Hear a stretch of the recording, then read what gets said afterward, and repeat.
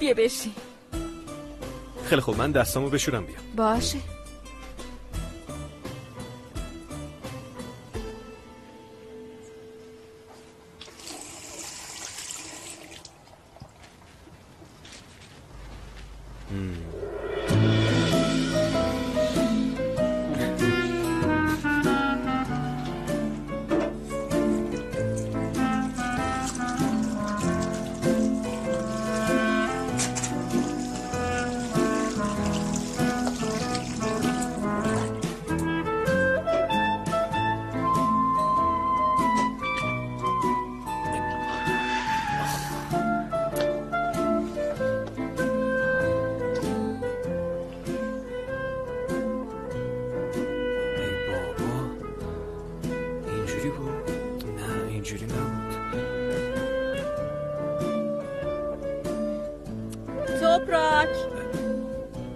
اومدم.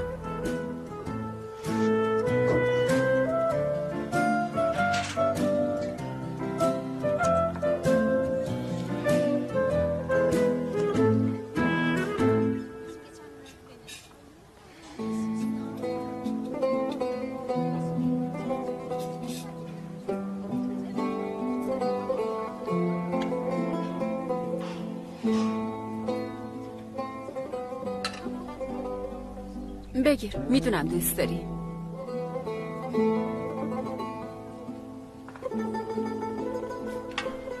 اینجوری با هم رفتار نکنی.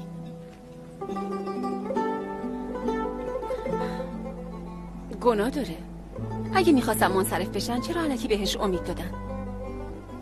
ولی به نظر آدمای خوبی میومده. عمه منم خیلی آدم خوبیه. ببینیش فکر میکنی فرشته است، ولی از ترس اینکه یه وقت نرم پیش اونا بعد از تشییع جنازه حتی خونه‌مونم نیومد. انگار همه همین جوریه.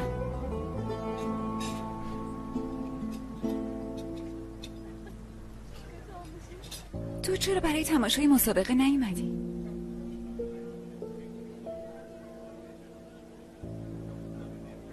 رفته بودم سراغ کمال. کدوم کمال؟ عمو کمال من؟ نه بابا، امکان نداره رفته باشی سراغ اون عوضی. ساغر، خب چی کار کنم؟ جور دیگه این نمیتونستم مادرم رو پیدا کنم. خب چی شد؟ گفت مادرت کجاست؟ با تو هم اذیتت که نکرد؟ نه، به هم گفت بیا ببرمت پیش مادرت، بعد منو برد توی کوچه پرت و خلوت. یه جورایی نگاه میکرد. خب داد میزدی، کمک میخواستی. لازم نبود. مامانم بهش زنگ زد، یه چیزایی بهش گفت درست نشنیدم، ولی بعدش اونم فرار کرد و دیگه نیومد.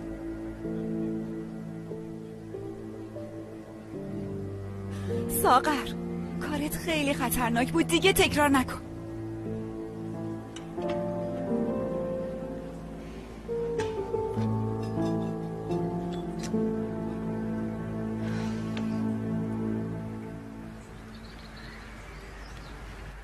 خیلی خوب شد نه؟ که صبحونه رو تو حیاط خوردیم؟ آره عالی شد. نه، منظورم من و تو، یعنی ما اینجوری. یه چیزی بگم، یادت اون اوایل چقدر رو مخ هم دیگه بودیم، با هم لج بودیم؟ هیچ وقت فکر نمی‌کردیم یه روز اینجوری بشیم نه؟ من رو مخ بودم؟ تو همچین حسی نداشتی؟ خب معلومه که منم رو اعصاب تو بودم. خب منظورم اینه که اون اوایل یه همچین حسی بینمون نبود. آره الان که فکر میکنم میبینم اون اوایل خیلی رو اعصابم بودی. دیدی؟ نمک میخوام. ای وای معذرت میخوام، همش ریخت. بذار یه دستمال. نه بشین، نمیخواد، من خودم تمیز میکنم، چیزی نیست، فقط یکم آب ریخته. بشین عزیزم، مهم نیست. فریده، من اون حوله های تو دستشوییم به هم ریختم. واقعا ازت معذرت میخوام، میدونم که خیلی حساسی. بابا تو پراک اصلا به من میاد وسواسی باشم؟ نیستی؟ معلومه که نیستم. خواهش میکنم اینجا رو مثل خونه خودت بدون. باشه خیلی خوبه.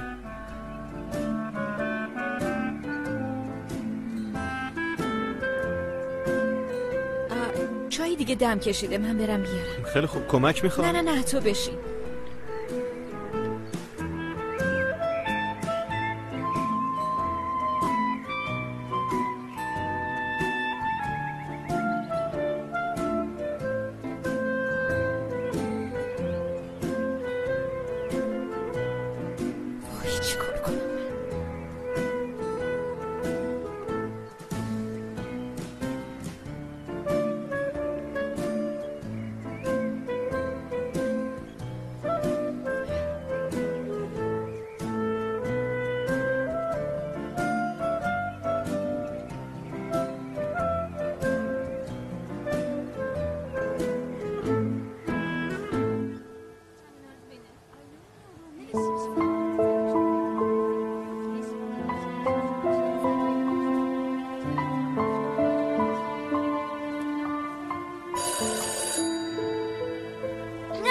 برو کنار.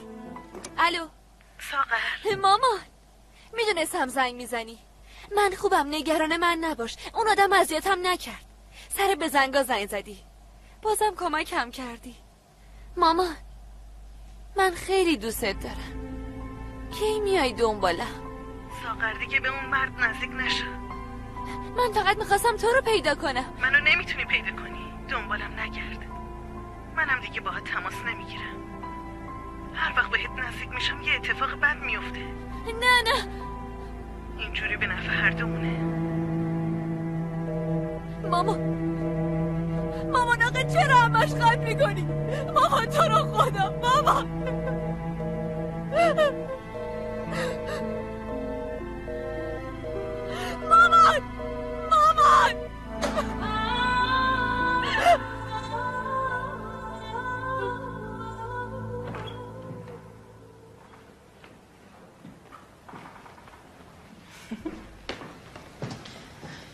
فرید خانم، به اون نامه‌ای که از اداره اومده بود جواب دادی؟ بله نریمان خانم. آها، خیلی خوبه. دوست ندارم کم و کسری داشته باشه. تو چرا میخندی؟ میخندم، نمیدونم. بلیت بخت آزمایی برنده شدی؟ نه. شایدم پول برقت زیر 100 تا اومده خانومی. نه. پس چی اینقدر خوشحالت کرده دخترم؟ نریمان خانم، آخرین بار چی باعث خوشحالیتون شد؟ نمیدونم، یادم نمیاد. آها، یه کار دیگه ای هم هست. باید اتاقای بچه‌ها رو عوض کنیم. متوجه نشدم. چرا باید این کارو بکنی؟ اینا زیاد با هم یه جا میمونن. یه تیم خرابکاری تشکیل دادن. مخصوصا دار و دسته سوگل. اتاق نیست که لونه اشراره. نریمان خانم، اونا به غیر از هم کسی رو ندارن. یعنی اینم ازشون دریغ کنیم؟ همینا یه روز این روحیه ایدئالگرایی تو رو از بین میبرن. حالا میبینی.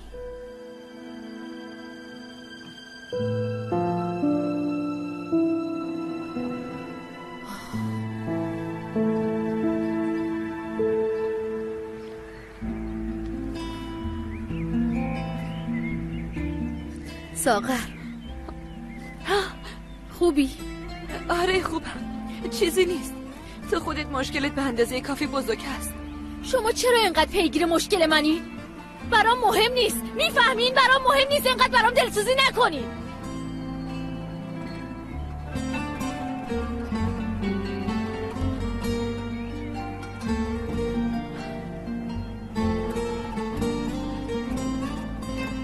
ساغر کجا میری؟ میرم لوازم تحریری رو برمیگردم. خودتو تو دردسر که نمیندازی نه؟ نه نگران نباش، زود برمیگردم.